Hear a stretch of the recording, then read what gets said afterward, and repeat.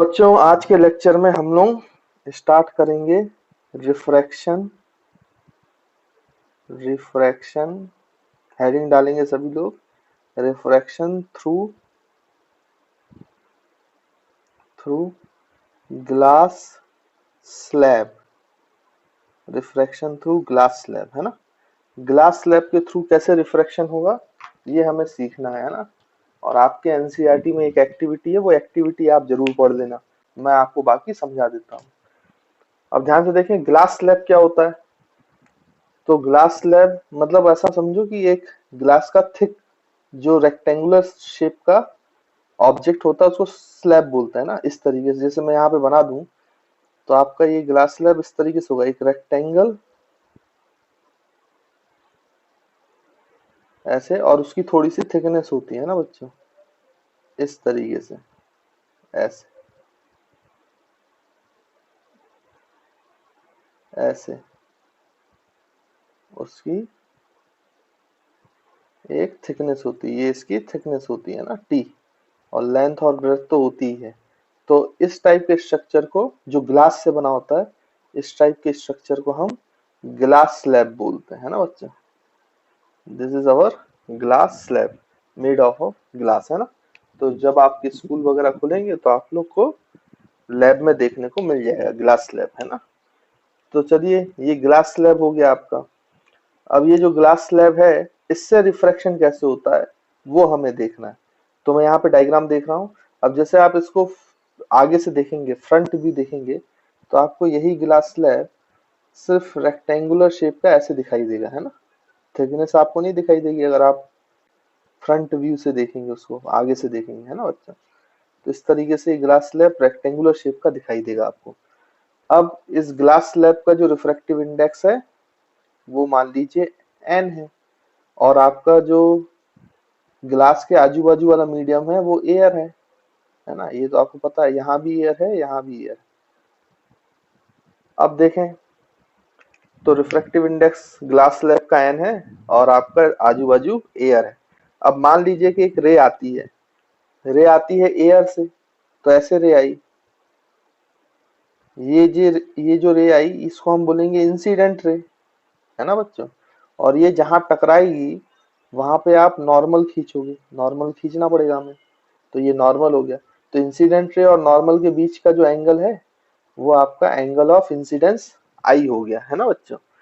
उसके बाद फिर क्या होगा, उसके बाद फिर ये होगा कि आपका जो रे है, क्योंकि एयर का रिफ्रैक्टिव इंडेक्स बच्चों कितना होता है 1, ये तो आपको पता है, और ग्लास का रिफ्रैक्टिव इंडेक्स 1 से ज्यादा होगा।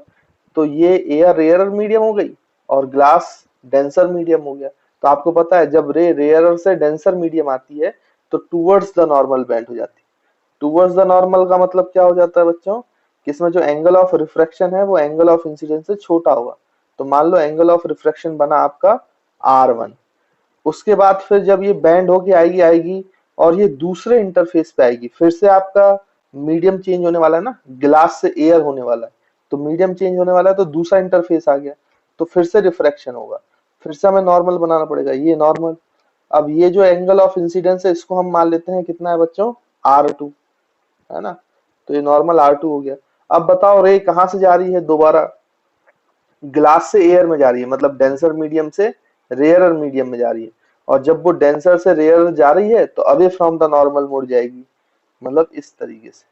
और अवे फ्रॉम द नॉर्मल का मतलब जो अब एंगल ऑफ रिफ्रैक्शन होगा, क्योंकि ये रे बाहर आ रही है तो एंगल ऑफ रिफ्रैक्शन की बजाय हम इसको ई बोल देते हैं। ये बोला गया है एंगल ऑफ इमरजेंस है ना बच्चों, मतलब बाहर आ गया ना, तो एंगल ऑफ इमरजेंस। और जो रे बाहर आई है फाइनली स्लैब से उसको बोलते हैं इमरजेंट रे, उसको बोलते हैं इमरजेंट रे है ना। और ये एंगल ऑफ इमरजेंस है ना बच्चों, जब बाहर आई। तो एंगल ऑफ इमरजेंस क्योंकि अभी फ्रॉम द नॉर्मल है तो एंगल ऑफ इमरजेंस जो है वो R2 से बड़ा होगा। अब आप ध्यान से देखें तो इस कंडीशन में आपको ये प्रूफ करना होता है, मतलब यहां से आप देखोगे तो ये एक चीज हम मैथमेटिकली प्रूफ कर सकते हैं कि जो एंगल ऑफ इंसिडेंस है वो एंगल ऑफ इमरजेंस के बराबर होता है। अब बच्चों ये कैसे प्रूफ करोगे कि एंगल ऑफ इंसिडेंस और एंगल ऑफ इमर्जेंस दोनों बराबर हैं? तो अपन उसको प्रूफ करते हैं। अब आप ध्यान से देखो, तो जब यहाँ पे फर्स्ट पहली बार रिफ्रैक्शन हुआ था, देखो स्लैब में दो बार रिफ्रैक्शन हुआ है, एक पहले इंटरफेस पे और एक दूसरे इंटरफेस पे। तो जो पहले इंटरफेस पे रिफ्रैक्शन हुआ है वहां पे स्नेल्स लॉ लगाओ, तो हम लिख लेंगे Snell's law at first refraction. तो पहले रिफ्रैक्शन में आप स्नेल्स लॉ लगाओ। जब आप पहले रिफ्रैक्शन में स्नेल्स लॉ लगाओगे तो क्या लिखोगे भाई, ये जो एंगल ऑफ इंसिडेंस आई है ये कौन से मीडियम में, जिस मीडियम का रिफ्रैक्टिव इंडेक्स 1 है। तो हम क्या लिखते हैं, 1 मल्टीप्लाइड बाई मीडियम का रिफ्रैक्टिव इंडेक्स लिख रहे हो तो उसके साथ साइन ऑफ एंगल लिखोगे, तो इसमें एंगल बना है आई, तो हम लिखेंगे sine of I is equals to किसके बराबर होना चाहिए बच्चों, एन इंटू, और एन में कितना एंगल बना है बच्चों रिफ्रैक्शन का, R1, तो एन इंटू साइन R1। अब ये आपका फर्स्ट इक्वेशन हो गया है ना बच्चों। उसके बाद ध्यान से देखो, तो हम क्या करेंगे, स्नेल्स लॉ सेकंड रिफ्रैक्शन पे लगाएंगे, at second refraction, second interface पे।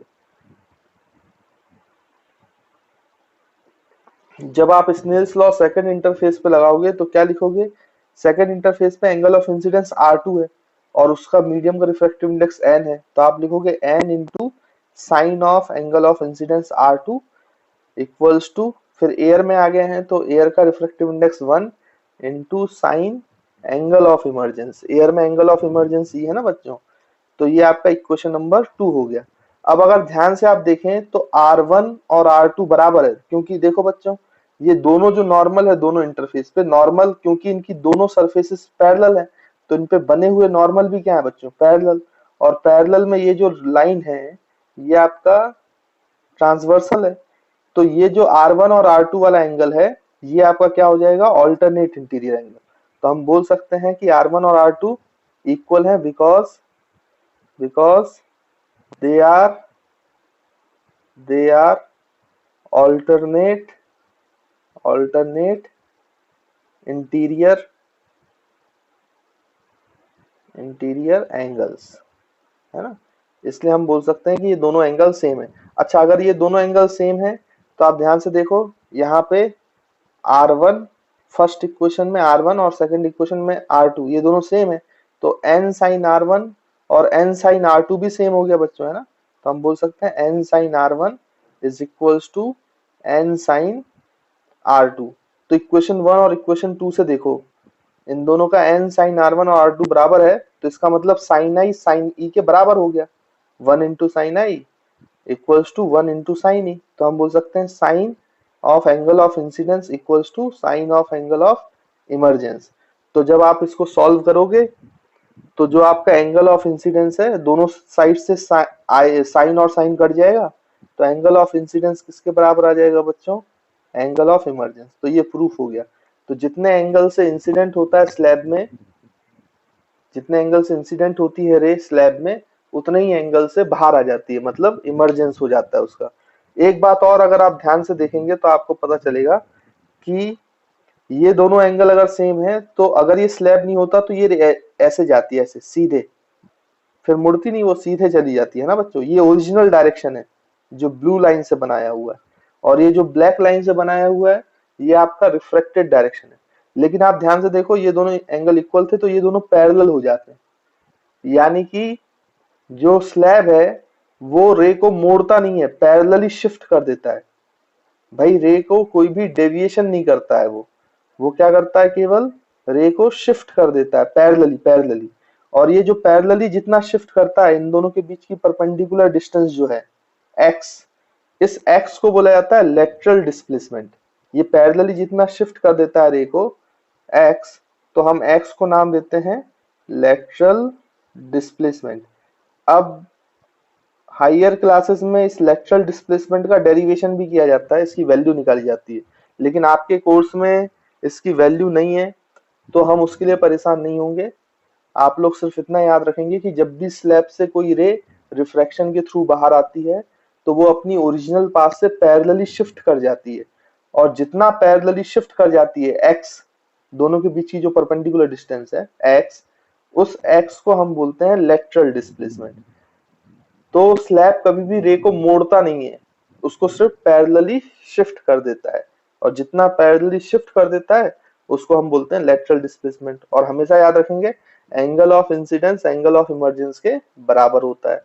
तो आई होप आपको ग्लास स्लैब का कंसेप्ट क्लियर होगा। अब जब आप एनसीईआरटी पढ़ेंगे तो उसमें एक्टिविटी मतलब एक्सपेरिमेंट दिया हुआ है, उसको एक बार पढ़ लेना, आपको बहुत अच्छे से समझ में आ जाएगा कि उसमें क्या लिखा हुआ है ना। वो एक्टिविटी आप जरूर पढ़िएगा। तो इसको जल्दी से नोट कर लो, फिर हम लोग आगे बढ़ते हैं। बच्चों, अब जो हमारा नेक्स्ट टॉपिक है उसकी मैं हेडिंग डाल रहा हूँ, आप लोग अपने किताब में हेडिंग डाल लें, apparent apparent and real depth. Apparent and real depth. अब ये एपरेंट और रियल डेप्थ क्या होता है वो मैं आपको समझाता हूँ, है ना बच्चों। अब जैसे होगा क्या कि मान लीजिए आपका ऐसे एक बकेट में पानी भरा हुआ है ना बच्चों, इस तरीके से हमने पानी भर दिया है, और उस बकेट में एक आपका कॉइन डाल दिया इस तरीके से, ये कॉइन। तो अगर बाल्टियां पानी भर दिया है और कॉइन डाल दिया, अब जो पानी का जो इंटरफेस है, टॉप सरफेस है, उसकी जो एक्चुअल हाइट है नीचे बॉटम सरफेस तक जहां पे कॉइन रखा है, उसको हम बोल देते हैं डी। तो डी क्या हो गई बच्चों, डी हो गई रियल डेप्थ, क्योंकि इंटरफेस से जो सरफेस की रियल डेप्थ है जहां पे कॉइन है उसको हमने मान लिया डी। तो डी इज रियल डेप्थ। अब आप खुद सोचें कि मान लीजिए आप ऊपर से खड़े होकर देख रहे हैं ना, ऊपर से ऐसे खड़े होके इस कॉइन को आप देख रहे हैं, तो क्या होगा आप सोचो। जब इस कॉइन को आप देखोगे तो ये आपको बिल्कुल रियल डेप्थ डी पे ही दिखाई देगी कि कुछ ऊपर। तो आपको पता है, आपने कई बार ये ऑब्जर्व किया होगा कि ये जो कॉइन है ये थोड़ा सा ऊपर दिखाई देता है। अब वो थोड़ा सा ऊपर क्यों दिखाई देता है, उसका कारण रिफ्रैक्शन है। भाई, मैंने आपको जब इमेज के बारे में पढ़ाया था तो मैंने आपको बताया था कि इमेज जो है वो किसके इंटरसेक्शन से बनती है। तो आपको याद होगा, तो मैंने आपको बताया था इंटरसेक्शन ऑफ रिफ्लेक्टेड रेज। और मैंने वहां कहा था कि आगे चल के जब हम रिफ्रैक्शन पढ़ेंगे तो जो इमेज बनेगी वो रिफ्रैक्शन, वो इंटरसेक्शन से बनेगी, इंटरसेक्शन ऑफ रिफ्रैक्टेड रेज। तो अब यहाँ पे हमें इंटरसेक्शन देखना पड़ेगा रिफ्रैक्टेड रेज का। तो आपको मैं समझाता हूँ कि इसकी इमेज ऊपर क्यों नजर आती है। तो कॉइन से आप देखो, कॉइन से एक रे तो ऐसे परपेंडिकुलर गिरी, और आपको याद होगा तो मैंने आपको बताया था किसी भी इंटरफेस पे जो रे नॉर्मल के अलॉन्ग आती है वो सीधी चली जाती है, वो बेंड नहीं होती है। याद होगा आपको कि किसी बेंडिंग के लिए किसी एंगल पे आनी चाहिए रे। अगर किसी एंगल पे रे नहीं आएगी और नॉर्मल के अलॉन्ग होगी तो वो सीधी चली जाएगी। उसके बाद हम दूसरी रे, क्योंकि इंटरसेक्शन के लिए कम से कम दो रे चाहिए बच्चों, तो दूसरी रे हमने ऐसे एंगल पे डाली। तो आप ध्यान से देखो तो रे कहां से आ रही है बच्चों, पानी से एयर में, यानी डेंसर मीडियम से रेयरर मीडियम। और डेंसर से रेयर आती है तो जो रे है वो क्या हो जाती है बच्चों, अवे फ्रॉम द नॉर्मल, तो वो ऐसे मुड़ जाती है। अब ये दो जो रिफ्लेक्टेड रेज हैं, एक ये वाली और एक ये वाली, ये दोनों देखो डाइवर्जिंग है, तो ये ऊपर तो मिलेंगी नहीं, तो हमें कहाँ मिलती हुई नजर आएंगी, पीछे। हमें पीछे एक्सटेंड करना पड़ेगा ना बच्चों। तो हम इसको जब ऐसे पीछे एक्सटेंड करेंगे, ये रेड कलर से मैं कर रहा हूं, तो ये यहाँ पे कट करेंगी। तो देखो बच्चों ये इमेज बनेगी कॉइन की। तो कॉइन आपको कहाँ दिखाई देगा, कॉइन आपको थोड़ा सा ऊपर दिखाई देगा। तो कॉइन एक्चुअल हाइट पे दिखाई नहीं देता है, रिफ्रैक्शन के कारण कॉइन हमें एक्चुअल डेप्थ से थोड़ा सा ऊपर दिखाई देता है, जिसको हम बोल रहे हैं डी डैश, जिसको हम बोल रहे हैं बच्चों डी डैश। तो ये जो एक्चुअल हाइट, एपरेंट हाइट है जो हमें दिख रही है रिफ्रैक्शन की वजह से, उसको हम बोलते हैं एपरेंट हाइट, डी डैश, है ना। तो यहाँ पे याद रखेंगे जो आपका डी है वो आपका रियल डेप्थ है, डेप्थ। और जो आपका क्या है बच्चों, डी डैश है, वो आपका एपरेंट डेप्थ है, एपरेंट डेप्थ, एपरेंट डेप्थ। अब हालांकि रियल डेप्थ और एपरेंट डेप्थ निकालने का एक डेरिवेशन भी होता है, लेकिन आपको डेरिवेशन नहीं है, ना ही आपको फॉर्मूला है। आपको सिर्फ इतना है आपके कोर्स में कि जो चीज किसी भी मीडियम में, पानी में जो चीज एक्चुअल डेप्थ पे होती है वो एक्चुअल डेप्थ में दिखाई नहीं देती डी पर, वो थोड़ा सा ऊपर दिखाई देती है डी डैश पर, है ना बच्चों। तो ये डी डैश और डी निकालने का ना तो आपके में डेरिवेशन है कोर्स में, ना ही इसका फॉर्मूला है, लेकिन फिर भी मैं आपको फॉर्मूला बता देता हूँ। कई बार ओलंपियाड से पूछ लेता है तो वहां पे फॉर्मूला आपके काम आएगा। तो हमेशा याद रखेंगे इसका फॉर्मूला होता है D dash upon D is equals to 1 upon refractive index of the water, है ना। ये फॉर्मूला होता है D dash upon D equals to 1 upon refractive index of water.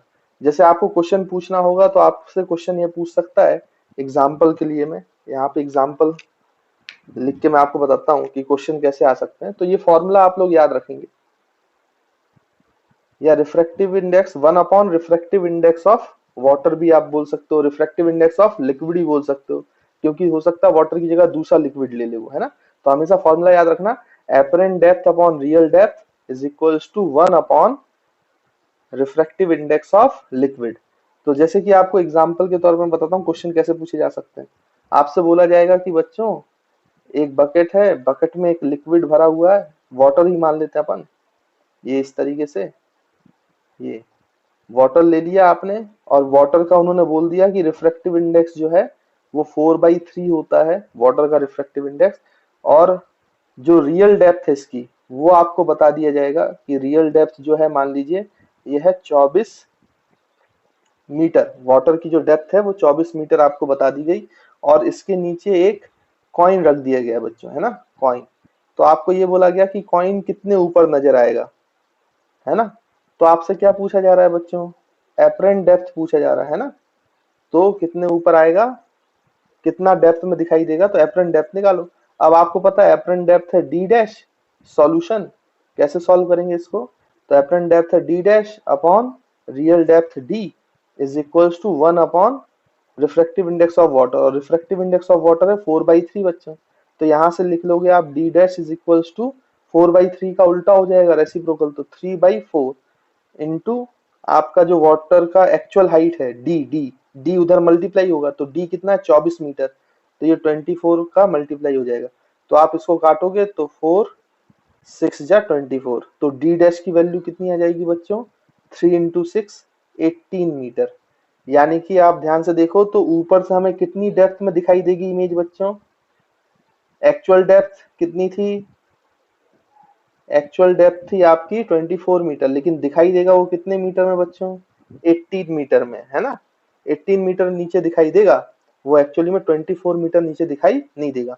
तो यह जो आपको क्वेश्चन पूछा गया है वो आपका आंसर होगा। और कभी कभी ऐसा पूछता है कि बताओ बॉटम से कितने ऊपर दिखाई देगी इमेज, तो देखो टोटल डेप्थ थी 24 और आपको दिखाई दे रही है 18 पे, तो बॉटम से कितने ऊपर दिखाई दी, 24 माइनस 18। तो कभी अगर आपसे पूछा जाए कि बॉटम से कितने ऊपर दिखाई देगी image, image image seen from bottom surface, bottom surface से कितने ऊपर नजर आएगी, तो आपको बताना है 24 माइनस 18 कर देना, तो कितने ऊपर दिखाई देगी, तो आपका आंसर आ जाएगा 16 मीटर्स। तो आप ऊपर से भी आंसर जो ये आप याद रखेंगे कि इसमें जो डी एंड डी डैश है ये कहां से लिए गए हैं बच्चों, ये ऊपर से टॉप सरफेस से लिए गए, आर टेकन फ्रॉम इंटरफेस, है ना। टॉप सरफेस मतलब जो इंटरफेस है, जो एयर और किसको सेपरेट कर रहा है, वाटर को, है ना, तो वो इंटरफेस है। तो हमेशा याद रखेंगे डी डैश अपॉन डी का जो फॉर्मूला होगा वो 1 upon refractive index of liquid होगा, है ना। तो इस फॉर्मूले से कभी कभी ओलंपियाड में क्वेश्चन पूछ लेते हैं, तो आपको वो आना चाहिए। हालांकि आपके एनसीईआरटी में इस फॉर्मूले का और इसके डेरिवेशन का कोई रोल नहीं है, और डेरिवेशन इंपॉर्टेंट नहीं है, आप सिर्फ फॉर्मूला याद रखें।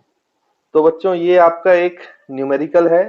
मैंने आपसे क्वेश्चन क्या पूछा था, the refractive index of water is 4/3 and flint glass is 1.65। तो आपको क्वेश्चन में रिफ्रैक्टिव इंडेक्स ऑफ वाटर दिया है 4/3 और फ्लिंट ग्लास का रिफ्रैक्टिव इंडेक्स दिया है 1.65। तो आपसे पूछा गया है refractive index of flint glass with respect to water. तो याद करो रिलेटिव रिफ्रैक्टिव इंडेक्स पूछा है ना बच्चों, तो आपको रिलेटिव रिफ्रैक्टिव इंडेक्स का फॉर्मूला याद होना चाहिए। आपको रिफ्रैक्टिव इंडेक्स ऑफ वाटर कितना दिया है 4/3 and refractive index of flint glass वो कितना दिया है 1.65। तो आप निकालेंगे refractive index of flint glass with respect to water. तो आपको याद होगा फॉर्मूला रिफ्रैक्टिव, ये रिलेटिव रिफ्रैक्टिव इंडेक्स का फॉर्मूला कि refractive index of one medium with respect to another medium. तो रिफ्रैक्टिव इंडेक्स ऑफ ग्लास जो पहले आता है वो न्यूमरेटर में आता है रिफ्रैक्टिव इंडेक्स के टर्म्स में, और रिफ्रैक्टिव इंडेक्स ऑफ वाटर जिसके रेस्पेक्ट में है वो नीचे आता है। जबकि वेलोसिटी के साथ उल्टा होता था, रिफ्रैक्टिव इंडेक्स में जो पहले आता है वो न्यूमरेटर में आता है और बाद में जो आता है विद रिस्पेक्ट टू वो डिनोमिनेटर में आता है। तो रिफ्रैक्टिव इंडेक्स ऑफ ग्लास कितना है बच्चों 1.65 और रिफ्रैक्टिव इंडेक्स ऑफ वाटर कितना है बच्चों 4/3। तो 4/3 है तो 3 कहाँ चला जाएगा ऊपर न्यूमरेटर में। ऐसी मैथ्स तो आपको आती होगी है ना, सिंपल सी मैथमेटिक्स है। तो आप जब इसको सॉल्व करेंगे 1.65 इंटू 3 डिवाइड बाई 4 तो आपको आंसर आता हुआ दिखाई देगा 1.24 और कई लोगों का 1.25 आया हुआ है, ठीक है, वो भी अप्रोक्सीमेटली सही है। तो 1.24 is our answer of this question, है ना बच्चा। तो 1.24 बोल दो चाहे 1.25 बोलो, है ना। तो ये हमारे क्वेश्चन का आंसर हो गया। तो चलिए बच्चों देखते हैं नेक्स्ट क्वेश्चन क्या बोल रहा है। The refractive index of diamond is 2.42 and that of flint glass is 1.65. Find the speed of light in flint glass to the speed of light in diamond. मतलब speed of light in glass upon speed of light in diamond, हमें इनका क्या चाहिए बच्चों ratio चाहिए। तो फिर से हम रिलेटिव रिफ्रैक्टिव इंडेक्स का कॉन्सेप्ट को यूज कर लेंगे। आपको पता ही है रिलेटिव रिफ्रैक्टिव इंडेक्स का कॉन्सेप्ट हम कैसे लिखते हैं बच्चों, refractive index of medium 1 with respect to refractive index of medium 2। तो उसको हम लिखते थे वेलोसिटी के टर्म्स में, क्या लिखते थे जिसके रेस्पेक्ट में जो बाद में आता है वो न्यूमरेटर में आता था वेलोसिटी ऑफ लाइट के टर्म्स में। रिफ्रैक्टिव इंडेक्स के टर्म में वो पहले आता था लेकिन वेलोसिटी ऑफ लाइट के टर्म्स में वो बाद में आता है। तो हम इसको लिख देते v2 अपॉन v1। अब हमें ऊपर क्या चाहिए बच्चों, v2 की जगह क्या चाहिए फ्लिंट ग्लास। तो हम लिखेंगे velocity of light in flint glass upon, फिर आप v1 की जगह क्या लिखोगे बच्चों डायमंड। तो speed of light in diamond. अब देखो ये किसके बराबर आएगा, हमने जैसे refractive index of 1 with respect to 2 लिखा था तो v2 अपॉन v1 लिखा था, यानी जो न्यूमरेटर में आता है वो बाद में आता है और जो डिनोमिनेटर में आता है वो पहले आता है। तो इसका मतलब ये हो जाएगा रिलेटिव रिफ्रैक्टिव इंडेक्स ऑफ जो नीचे है मतलब डायमंड विथ रिस्पेक्ट टू क्या बच्चों आपका ग्लास। तो वेलोसिटी ऑफ ग्लास ऊपर आएगी और वेलोसिटी ऑफ डायमंड नीचे आएगा। अब आप इसको ऐसे भी लिख सकते हो भाई, यहां से ये velocity of glass upon velocity of diamond is equals to refractive index of diamond with respect to glass. और रिफ्रैक्टिव इंडेक्स के टर्म्स में इसको ऐसे लिखेंगे refractive index of diamond upon refractive index of glass absolute refractive index के term में, है ना। ये सारे फॉर्मूले आपने पढ़े हुए हैं पहले। तो डायमंड का रिफ्रैक्टिव इंडेक्स कितना है बच्चों 2.42 और ग्लास का रिफ्रैक्टिव इंडेक्स कितना है बच्चों 1.65। तो आपसे इसका रेशियो निकालना 2.42 अपॉन 1.65 और जब आप इसको सॉल्व करोगे तो आपको आंसर मिलेगा 1.47। तो 1.47 is the answer to the problem. तो ये इसका आंसर है। तो आई होप आपको सेकंड क्वेश्चन का ये सॉल्यूशन समझ में आया होगा, है ना। तो जल्दी से नोट कर लीजिए।